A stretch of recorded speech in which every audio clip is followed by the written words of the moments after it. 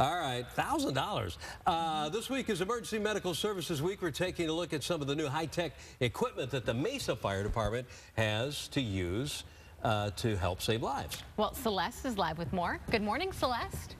Hey, good morning, you guys. Yeah, we're out here with Mesa Fire, and they're doing a phenomenal job using some pretty interesting new technology. I'm going to bring in Captain Randy Budd, and he's going to talk to us a little bit about the old way they used to do things, and then take us through the new way. Randy, thanks for joining us. Appreciate it. Thanks for coming out. So show us this right here. All right, this is a ventilator over here, and then we're going to show what we've traditionally done in the last 20 years in the pre-hospital setting. Now we have this ventilator that protects the patient and ventilates them in a different way than using the ambu bag. So I'm going to have firefighter Enriquez here show you what it looks like to intubate someone and put a tube down into their trachea. If you look on the camera over here on the video laryngoscope, you got a picture of somebody's airway and you have their vocal cords. Mark's putting a tube down in there, and that's called an invasive procedure. He just put an endotracheal tube down there to help that patient breathe. And you said this is the way it's been done for 20 or so years. We've been doing it for 20 years. We have some other options now that we can provide to patients that are in respiratory distress so that we don't have to put that tube down into their trachea and put it past their vocal cords. Now, we'll get to the new way in just 1 second, but I wanted to point out why it's so dangerous, you know, the old way. Why was it so important for a new way to be invented, when we do stuff like that, it's in an uncontrolled situation, an environment at a poolside or in someone's bedroom. It's preferred to do that procedure with an anesthesiologist or in an emergency room. So by bringing this new ventilator out and doing non-invasive ventilation, we protect the patient from having an aspiration or getting foreign bodies inside their lung.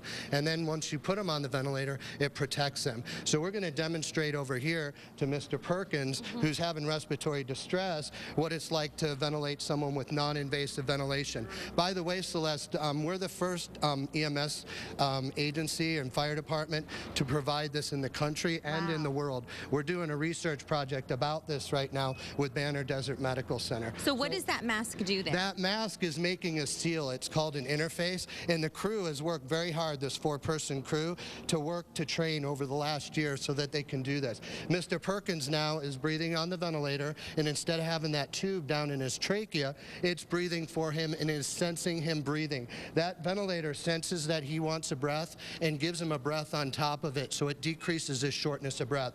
A large amount of the calls that we go on are respiratory distress in nature, and when we can provide something like this, it lowers their health care dollars when they get admitted to the hospital. Before, we could only provide this in the hospital. Now we're doing the training to the paramedics and seeing how it's influencing the community. Okay, great, Randy. Appreciate your time. Thank you so much. I love all the great work you guys are doing out here in the East Valley. Thank you.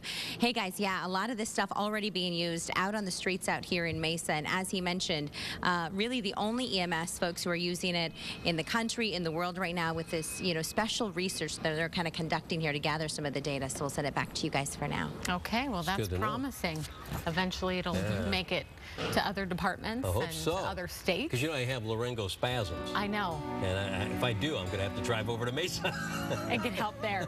I haven't had one in, what, it's been a while. 8 or 9, 10 years. Yeah. Thanks for helping me out there. I know. I wasn't of any help. You didn't do a doggone thing.